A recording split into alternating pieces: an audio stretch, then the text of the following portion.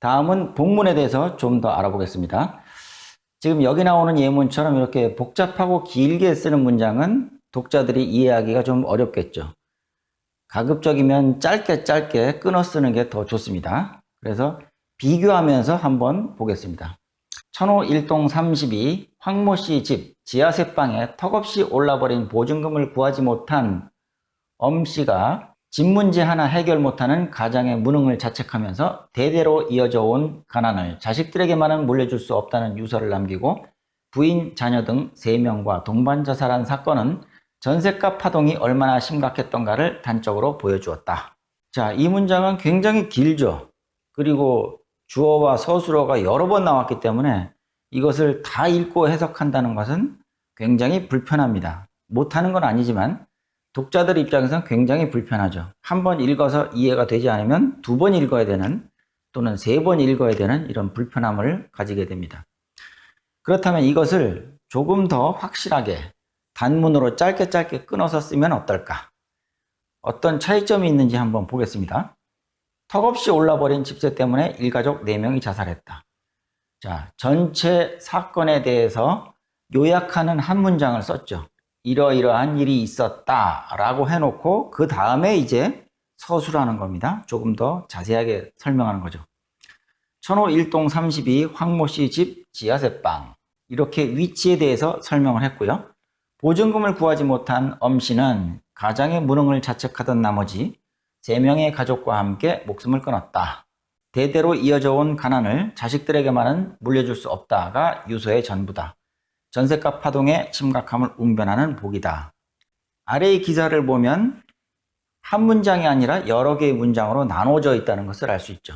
자, 어떤 것이 더 독자들에게 잘 전달이 됩니까? 여러분께서 한번 비교해 보십시오. 이렇게 쓰는 게 더 좋을까요? 이렇게 쓰는 게 더 좋을까요? 간단한 문장으로 짧게 끊어 쓰는 것이 독자들에게 잘 전달이 된다 하는 것을 알 수가 있겠습니다. 1번의 문제점은 문맥이 혼란스럽다. 이해를 빠르게 하는 것을 방해한다 하는 것이고요. 요지와 주제 파악을 어렵게 만든다. 독자를 무시하고 글을 썼다. 앞의 내용을 놓쳐버릴 수 있다. 글이 길기 때문에 그런 거죠. 글의 호흡을 무시했다. 이렇게 정리할 수 있겠습니다. 그러면 그 다음 황순원의 소나기 글을 한번 살펴보겠습니다. 한참 세수를 하고 나더니 이번에는 물속을 빤히 들여다본다. 얼굴이라도 비추어 보는 것이리라. 갑자기 물을 움켜낸다. 고기 새끼라도 지나가는 듯. 그 다음에 중간 생략했고요. 몸을 가릴 데가 있어줬으면 좋겠다. 이쪽 길에는 갈밭도 없다. 메밀밭이다. 전에 없이 메밀꽃내가 짜릿하게 코를 찌른다고 생각됐다. 미간이 아찔했다. 찝찝한 액체가 입술에 흘러들었다. 코피였다. 자, 이 글을 살펴보면 문장이 비교적 짧다는 것을 알 수가 있죠. 몇 단어 안 됩니다. 이렇게 짧게 끊어 썼다는 느낌이 듭니다. 메밀밭이다, 미간이 아찔했다, 이렇게 단문을 이어 쓰게 되면 독자들은 더 쉽게 빠르게 이해할 수 있겠죠. 복잡하고 긴 복문을 쓰는 것보다 단문을 이어가는 것이 더 효과적이라고 생각합니다. 다음은 문단의 개념과 구조를 살펴보겠습니다. 영어에서는 패러그래프라고 이야기를 합니다. 문단의 의미와 필요성. 한 편의 글을 완성한다는 것은 자신의 생각을 정리하고 펼쳐나가는 과정이다. 인간의 생각은 언어로 이루어지는데 하나의 문장 단위에서 만들어진다. 문장 단위라고 했습니다. 그러나 표현된 문장들을 그대로 배열한다고 해서 한 편의 글이 되는 것은 아니다. 문장들 사이의 연결이 논리적인 방법에 따라서 이루어져야 한다. 제가 항상 강조하는 내용이죠. 이와 같이 논리적인 방법에 따라 문장들 사이를 연결하고 배열하는 방법을 문단 쓰기라고 한다. 글을 쓸 때 문단을 나누어 주는 이유는 필자의 생각을 매듭 짓고 다른 단위의 생각들과 구분 지어주기 위해서이다. 좋은 문단 쓰기는 좋은 글쓰기의 출발점이면서 글쓰기의 기초적인 능력이라고 할 수 있다. 글을 쓸 때 보통 한 칸을 띄고 이야기를 시작합니다. 그러다가 그 이야기가 마무리되는 시점에서 다시 줄을 바꿔서 또 한 칸을 띄고 이야기를 전개해 나가죠. 그 하나하나의 단위를 문단이라고 이야기합니다. 문단의 형식. 문단은 여러 개의 문장으로 이루어진 글의 기본 단위이다. 형식 문단의 첫 시작은 새로운 행으로 시작한다. 행가리를 한다는 말이다. 줄을 바꾼다는 뜻이죠. 새로 시작된 첫 행의 첫 글자를 한 칸 들여쓰기 함으로써 새로운 문단이 시작되고 있음을 보여준다. 시각적으로도 이렇게 표시하는 것입니다. 그러면 예문을 한번 살펴보는데요. 여기는 두 개의 문단으로 나누어진 문장이 되겠습니다.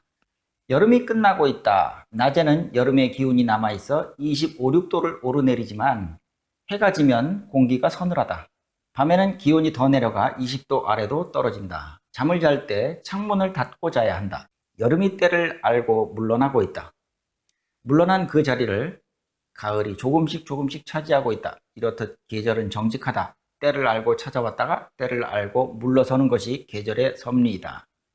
계절, 여름과 가을에 대해서 이야기하는 것이죠.